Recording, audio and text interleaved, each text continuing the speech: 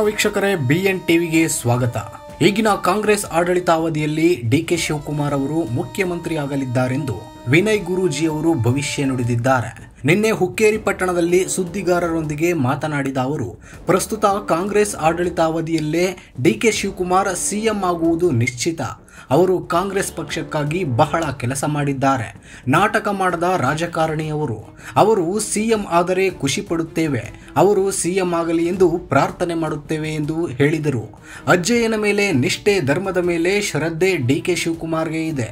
ಗುರುಗಳ ಅನುಗ್ರಹದಿಂದ ಇದೇ ಸರ್ಕಾರದ ಅವಧಿಯಲ್ಲಿ ಡಿಕೆ ಶಿವಕುಮಾರ್ ಸಿಎಂ ಸೀಟಲ್ಲಿ ಕೂರುತ್ತಾರೆ ಎಂದು ವಿನಯ್ ಗುರೂಜಿ ಭವಿಷ್ಯ ನುಡಿದಿದ್ದಾರೆ.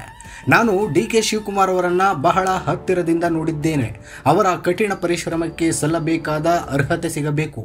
ಅವರ ಪ್ರಯತ್ನ ಮತ್ತು ಕಠಿಣ ಪರಿಶ್ರಮಕ್ಕೆ ದೇವರು ಅವರನ್ನ ಆಶೀರ್ವದಿಸಲಿ. ವೈಕುಂಠ ಏಕಾದಶಿಯ ಸಂದರ್ಭದಲ್ಲಿ ನಾನು ಶಿವಕುಮಾರ್ಗಾಗಿ ದೇವರಲ್ಲಿ ಪ್ರಾರ್ಥನೆ ಮಾಡುತ್ತೇನೆ. ನನಗೆ ಅವರ ಮೇಲೆ ಸಂಪೂರ್ಣ ನಂಬಿಕೆ ಇದೆ ಎಂದು ತಿಳಿಸಿದರು. ಇದೇ ವೇಳೆ ಶಿವಕುಮಾರ್ ಅವರ ನಾಯಕತ್ವದ ಗುಣಗಳನ್ನು ಶ್ಲಾಘಿಸಿದ ಅವರು, ಡಿಕೆಶಿ ಅವರು ಗಾಂಧಿ ತತ್ವಗಳನ್ನು ಅನುಸರಿಸುತ್ತಿದ್ದಾರೆ.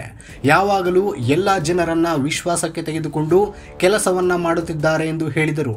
ಇನ್ನು ತಮ್ಮ ಸರ್ಕಾರಿ ಗೃಹ ಕಚೇರಿ ಕೃಷ್ಣಾದಲ್ಲಿ ಕಾಂಗ್ರೆಸ್ ಹಿರಿಯ ನಾಯಕರ ಸಭೆ ಬಳಿಕ ಡಿಕೆ ಶಿವಕುಮಾರ್ ಅವರು ಮಾಧ್ಯಮಗಳಿಗೆ ಈ ಬಗ್ಗೆ ಪ್ರತಿಕ್ರಿಯೆ ನೀಡಿದ್ದಾರೆ.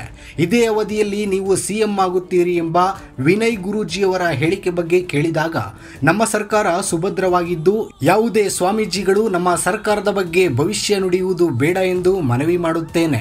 ಸಿದ್ದರಾಮಯ್ಯ ಅವರು ರಾಜ್ಯದ ಮುಖ್ಯಮಂತ್ರಿಗಳಾಗಿದ್ದು ನಾವೆಲ್ಲರೂ ಒಟ್ಟಾಗಿ ಕೆಲಸ ಮಾಡುತ್ತಿದ್ದೇವೆ ಎಂದು ತಿಳಿಸಿದರು.